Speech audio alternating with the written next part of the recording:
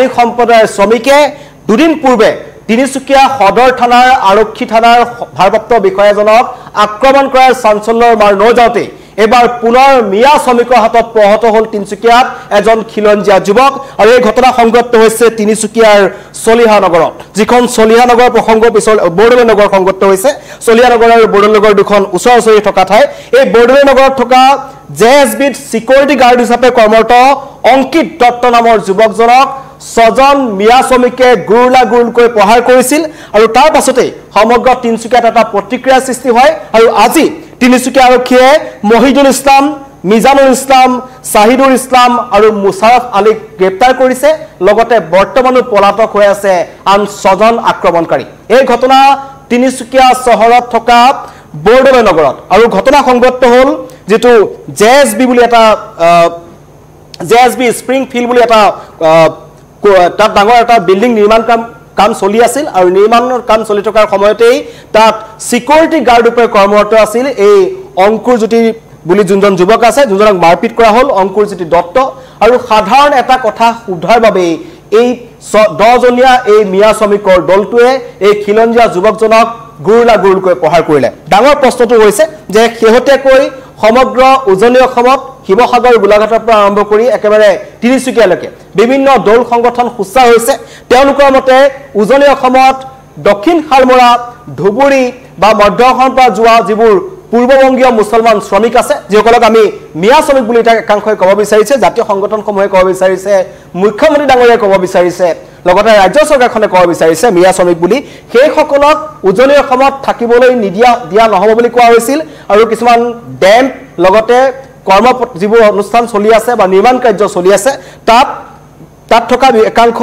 ঠিকাদাৰক কোৱা হৈছিল যাতে মিয়া শ্ৰমিকক নিয়োজিত নকৰে কিন্তু তিনিচুকীয়া চহৰৰ মাজমজিয়াৰ বৰদলৈ নগৰত এতিয়াও একাংশ মিয়া শ্ৰমিকে কাম কৰি আছে কেৱল কাম কৰি থকাই নহয় মিয়া শ্ৰমিকে খিলঞ্জীয়া যুৱকক মাৰপিট কৰিছে মাৰপিট কৰাৰ 24 ঘণ্টাৰ পাছত তিনিচুকীয়া আৰক্ষীয়ে খবৰ পাইছে তাৰ পিছত তিনিচুকীয়া আৰক্ষীয়ে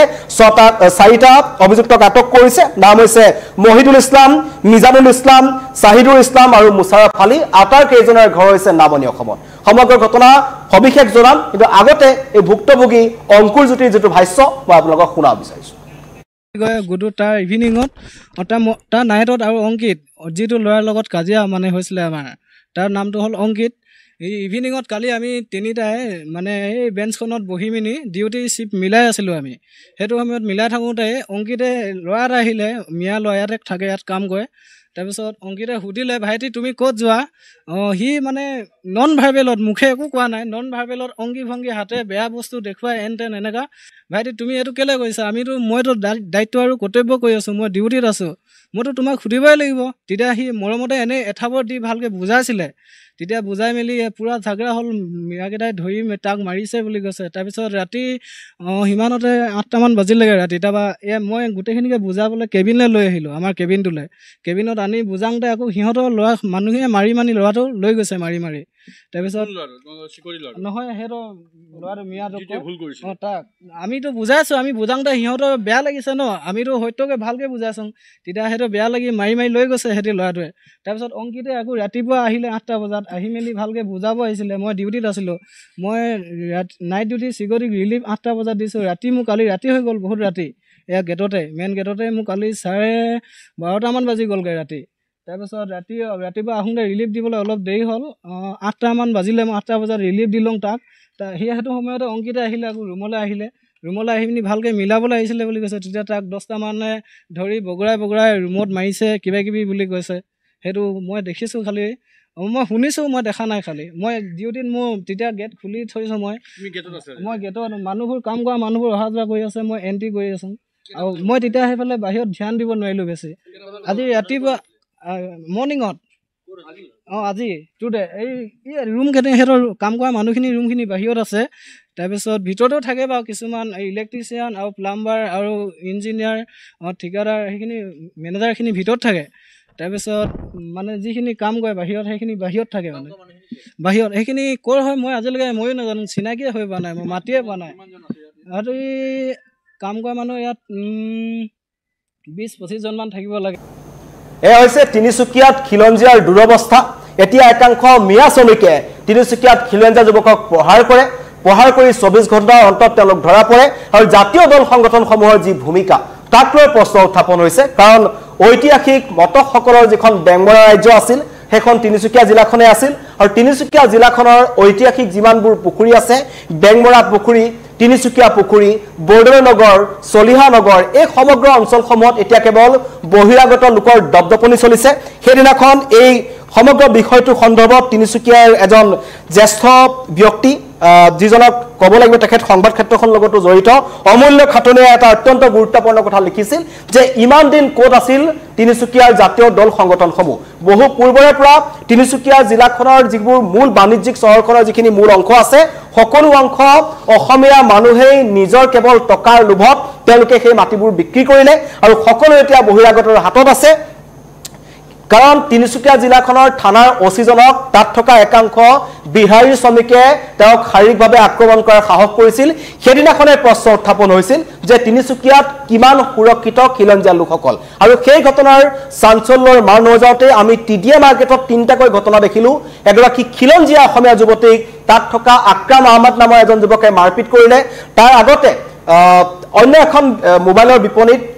অনুৰূপ ঘটনা সংঘটিত হৈছিল আৰু তিনিচুকীয়া জিলাখনত বিগত 5-6 বছৰৰ পৰা আমি দেখি আছো আগৰ পৰাই তিনিচুকীয়াখনত বহিৰাগতৰ দপদপনি চলি আছে কিন্তু শেহতীয়াকৈ তিনিচুকীয়া জিলাখনত যিবোৰ ঘটনা সংঘটিত হৈছে সেই ঘটনাই আকৌ এবাৰ প্ৰমাণ কৰিছে যে তিনিচুকীয়া জিলাখনত দিনক দিনে বহিৰাগতৰ দপদপনি বৃদ্ধি পাবলৈ ধৰিছে আৰু এতিয়া কেৱল জাতীয় দল সংগঠনসমূহে তিনিচুকীয়াৰ থানা চাৰিআলিত আহি প্ৰতিবাদ কৰি থকাৰ মাজতেই মিয়া শ্ৰমিকে তিনিচুকীয়াৰ জিলাখনৰ বৰদলৈ নগৰত থকা এই যেটো জেএছবি স্প্ৰিং ফিল্ড আছে তাত এজন সিকিউৰিটি গাৰ্ড হিচাপে থকা এজন খিলঞ্জীয়া যুৱকক মাৰপিট কৰি থৈ গ'ল আৰু 24 ঘণ্টাৰ অন্তত সেই কথা পোহৰাই আহিছে আৰু এতিয়া সকলোৱে প্ৰতিক্ৰিয়া প্ৰকাশ কৰিছে সমগ্ৰ ঘটনাৰ তদন্ত দাবী কৰিছে কিন্তু এই ঘটনাই পুনৰবাৰ প্ৰমাণ কৰিছে যে তিনিচুকীয়া জিলাখনত অসমীয়া মানুহসকলৰ খিলঞ্জীয়া মানুহসকলৰ কিমান দুৰৱস্থাৰ মাজত চলি আছে কাৰণ প্ৰকাশ বজাৰ যিখন ডেইলি বজাৰ আছে তিনিচুকীয়াৰ লগতে সেইদিনাখন যি চাইডিং বজাৰ যিটো ঘটনা সংঘটিত হ'ল ক'তো তাত অসমীয়াৰ স্থান নাই তাই প্ৰায়ভাগ মানুহ বিহাৰী আৰু মাৰোৱাৰী সম্প্ৰদায়ৰ মানুহৰ মাজত গোটেই দোকানসমূহ গুচি গৈছে কেৱল তাত যদি ক'বলৈ যাওঁ তিনিচুকীয়াৰ মাছৰ বজাৰখন বচাই ৰাখিছে একাংশ আমাৰ খিলঞ্জীয়া যুৱক দহতীয়া চুকৰ যিখিনি যুৱক আছে আৰু লগতে সেইদিনাখন তাত অমূল্য খাটনিয়া ডাঙৰীয়া আৰু এটা কথা উল্লেখ কৰিছিল যে তিনিচুকীয়াত এই পাঠশালা বা নামনি অসমৰ পৰা যোৱা একাংশ কাঁহ পিতলৰ যিসমূহ ব্যৱসায়ী আছে অসমীয়া ব্যৱসায়ীসকল আছিল যি বহু আগতেই তিনিচুকীয়ালৈ উঠি গৈছিল তেওঁলোকে তিনিচুকীয়াৰ জিএমবি ৰোডত চেনাৰায়ণ উচ্চতৰ মাধ্যমিক বিদ্যালয়ৰ সন্মুখৰ ভাগৰ অঞ্চলসমূহত তেওঁলোকৰ দোকান আছে তাৰ বাকী বাদ দি তিনিচুকীয়াৰ ক'তো কিন্তু অসমীয়া মানুহৰ দোকান নাই তাত সকলো বহিৰাগত মানুহৰ দোকানৰ দপদপনি চলি আছে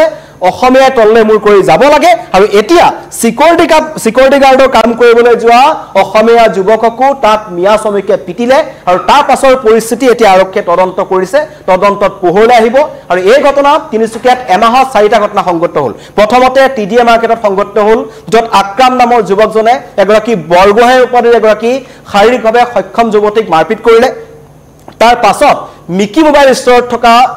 মিকি নামৰ যুৱকজনে যিজনৰ ঘৰত হিজুগুৰি আৰক্ষী অভিযান চলাইছিল হিজুগুৰি বাসগৃহৰ পৰা তেওঁৰ BMW অডি গাড়ীসহ ডিএল ৰেজিষ্ট্ৰেচনৰ কেইবাখনো গাড়ী জব্দ কৰা হৈছিল লাখ লাখ টকা তেওঁৰ ঘৰত উদ্ধাৰ কৰা হৈছিল সেইবোৰ হৈছে তিনিচুকীয়াত বহিৰাগতৰ দপদপনি তাৰ সেইবোৰ চাঞ্চল্যৰ মাৰ নজাওঁতে পুনৰ আমি বলবমত তিনিচুকীয়াত উৎপাত দেখিলোঁ একাংশ বজৰং সংগঠনৰ তাৰ পাছত চাইডিং বজাৰ দিন দুপৰতে মাৰোৱাৰী সম্প্ৰদায়ৰ মানুহ আৰু বিহাৰী শ্ৰমিকৰ মানুহৰ মাজত কাজিয়া ভাঙিবলৈ গৈ তিনিচুকীয়া থানাৰ ওচিজনে তাত গতা খাব লগা হ'ল আৰু সেই চাঞ্চল্যৰ মাৰ নজাওঁতে পুনৰ বৰদলৈ নগৰত অনুৰূপ ঘটনা সংঘটিত হৈছে